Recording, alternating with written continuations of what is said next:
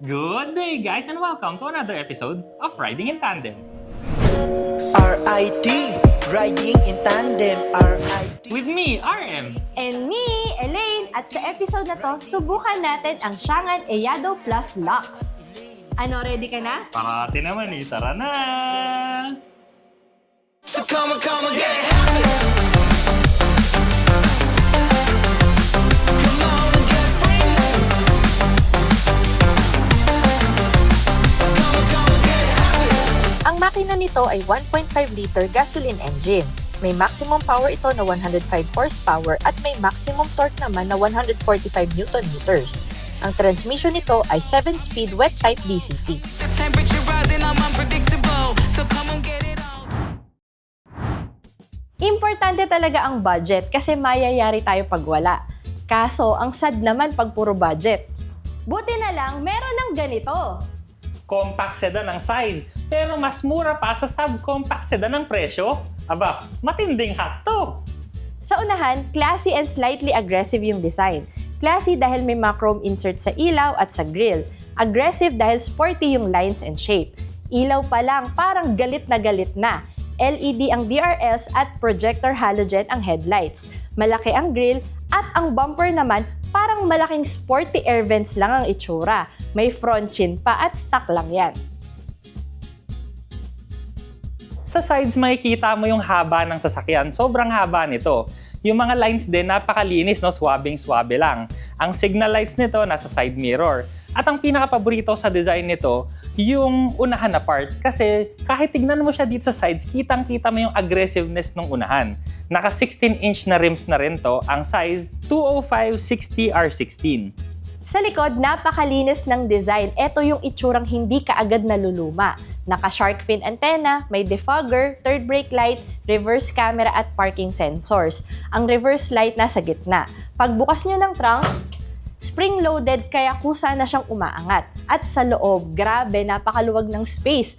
500-liter capacity, 60/40 folding seats pa yung second row. At sa ilalim nito, merong donut na spare tire, yung tools at yung early warning device.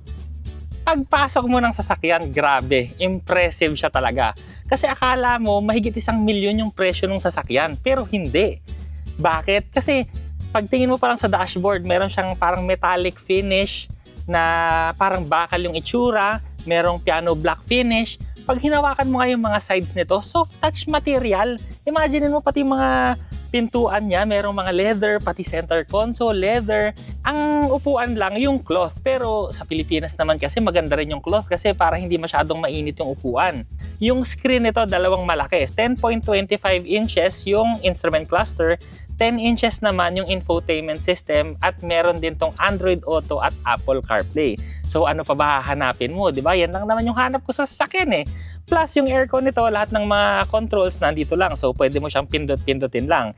Yung engine start-stop button niya nasa bandang gitna rin, tsaka metallic siya. Sa ilalim ng mga controls ng aircon, may lalagyan para sa cellphone mo. Ang shifter nito, simple lang, no? Medyo malapad siya. Merong drive, neutral, reverse. Tapos yung park nito, pinipindot sa bandang baba pa ng shifter. Naka-electronic parking brake na rin to. May dalawang cup holders, tapos marami rin ditong piano black finish. Ang center console, sobrang luwag ng space sa loob.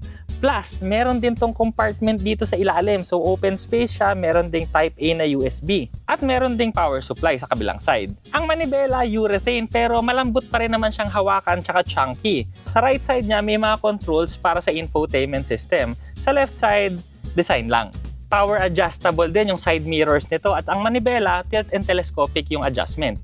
Nakakagulat talaga, no? Kasi para talagang mamahalin tong kotse na to. Check naman natin yung space sa likod. Napakalambot ng upuan dito sa second row seats. Ito yung normal driving position ni RM at ang knee-room ko dito, lagpas 2 fist. Halos isang dangkal naman yung headroom ko. Merong seat back pockets, may aircon vent at saka type A USB port sa gitna, merong bottle holder sa mga pintuan, 3 ang 3-point seat belt at may ISOFIX tethers. Sulit na sulit, pagkaganda-ganda sa labas, sa loob.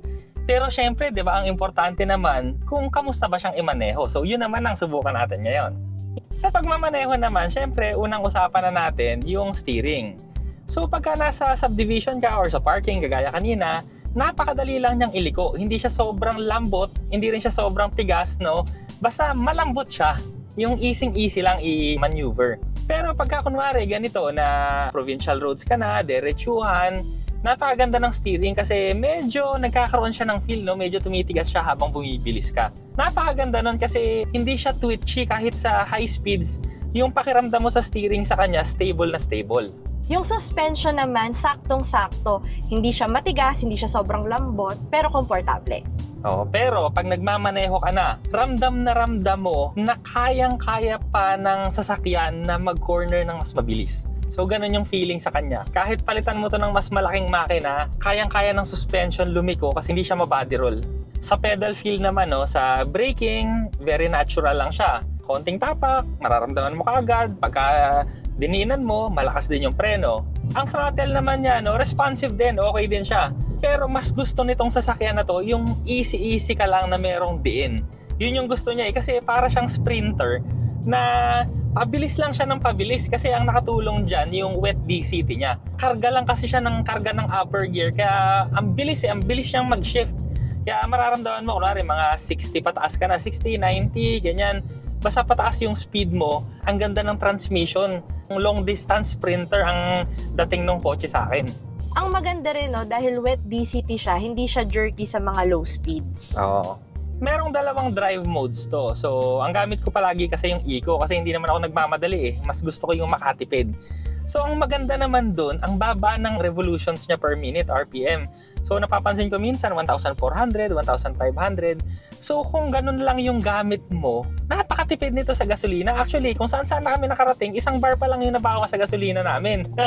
Pero pagka nag-standard mode ka dito, no, mararamdaman mo talaga mag-iiba yung drive. Actually, standard mode yung nakalagay. Pero yung feel niya parang sport mode. Talagang kabit na kabit. Talagang pag ito, standard mode ko siya.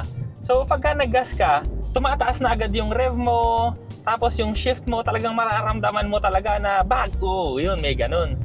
Ready nang sumibat. Oo, sibat-sibat siya. Pero pagka kasi city driving or kagaya nito, easy driving lang talaga ako, mas gusto ko yung eco mode niya, yung economy mode. Isa pa dito, no, yung steering kasi niya, tamang-tama na kasi para sa akin siya. Pero kung mga babae kasi yung gagamit, kaya ni Elaine, syempre gusto niyan mas malambot pa. Meron din naman kasi dito, no, standard tsaka sports mode yung manibela. So pagka nag-standard mode ka naman sa steering wheel mo, napakalambot niya. As in, ramdam mo yung difference, parang yung weight nung manibela, natanggalan ng mga 60% yung weight. Ganon kagaan. So yun nga, kung kunwari si Elaine yung gagamit, mas madadalian siya. Pero ako, mas gusto ko yung sport niya kasi hindi naman sobrang tigas yung sport mode niya eh. At saka, depende na rin siguro sa inyo. Basta kung ano yung prefer nyo, gusto nyo na mas mabigat or gusto nyo gaanan, bahala na kayo. Oh, ang importante doon, meron kang option. Di ba? Kasi hindi naman lahat ng sasakyan merong option para sa ganyan eh. Wireless pa yung Android Auto and Apple CarPlay nito, kaya no need na maghanap kayo ng saksakan para i-connect yung mga cellphones nyo. Automatic climate control ang aircon nito at napakalamig, kaya level 1 lang ang pinapaandar namin. Oo, ngayon nga naka 24 degrees Celsius lang siya nakaset. Pero Oo, malamig. malamig. Hindi kami papawisan dito. Ito, pawisan eh, kaya halataan nyo eh. At saka maganda pa, kahit yung mga pasahero sa likod, di mahihirapan kasi may aircon din doon sa likod. May aircon vent sa gitna. Aircon vent, oo. Yan, pagka nag-cornering ka talaga dito, napakaganda niyang mag-corner. Actually, yung unang sakay namin dito, ang sinabi ni RM, na-miss niya mag-drive ng sedan. Iba daw talaga kasi mag-drive pagka sedan. Usually kasi ngayon, di ba, ang uso SUV, crossover. Yung crossover kasi, maganda na eh. Maganda na yung handling niya kasi almost car-like yung feel. Pero pagka kasi kotse, mararamdaman mo na, ay, teka, iba pa rin yung kotse. So kung mahilig kang mag-drive sa mga twisties na matutuwa ka dito kasi sumusunod talaga yung steering, sumusunod yung katawan, maganda. Ayun no, nag-humps tayo pero smooth lang. Isa pa yun, napansin ko dito ha, matataas kasi yung humps dito sa subdivision na itong dinadaanan natin. No? Notorious. Oo, sumasayad yung mga sasakyan dito. Pero ito, hindi ako sumesyete, diretso lang yung andar ko, pero hindi pa tayo sumaya dito. So, very good. Very good yung ground clearance. So kung naghahanap ka ng sasakyan na budget, napakaganda nito kasi budget pero hindi binudget yung mga specs. Kasi usually, di ba, pagka talagang nagtitipid ka, ang gusto mo rin, yung hindi mahirap i-maintain. So, yun din yung isang advantage kasi nito. Ang nakalagay lang dito, 1.5 liter naturally aspirated engine. So, wala tayong masyadong komplikadong tech dito. So, yung maintenance nito, change oil lang. So, di ba? Tsaka walang turbo, so wala kang mga additional parts na iisipin na baka masira in the future, ganyan. So, yun, 1.5 liter naturally aspirated engine lang.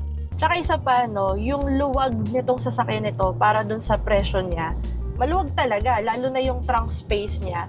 Pagka, syempre, isa lang yung sasakyan niyo sa bahay, eto lang, kunyari, tapos may bibilin kayo sa mall, gamit ng bata, appliances, ay kasya talaga doon. Tapos, itupin nyo pa yung second row seats kung mga mahaba yung nabili nyo. Sobrang dami nyong pwedeng ilagay dito. O, feeling ko, kahit mga 75-inch na screen, pwede mong ihiga eh. Yun nga From eh. trunk, diretso pa ganun. Hindi ko sure kasi hindi na sinukat yung 75-inch na TV, pero tansya ko lang. Kasi napakaluwag talaga. At saka yung tao, 5'8" ako. Pag umupo ako dun sa likod, isang fist at kalahati pa yung space na natitira sa Nico, tapos yung ulo ko hindi tumatama dun sa likod. So parang napakagaling, napakaluwag. Ito naman yung strengths niya, no, pagka kunwari nasa provincial roads.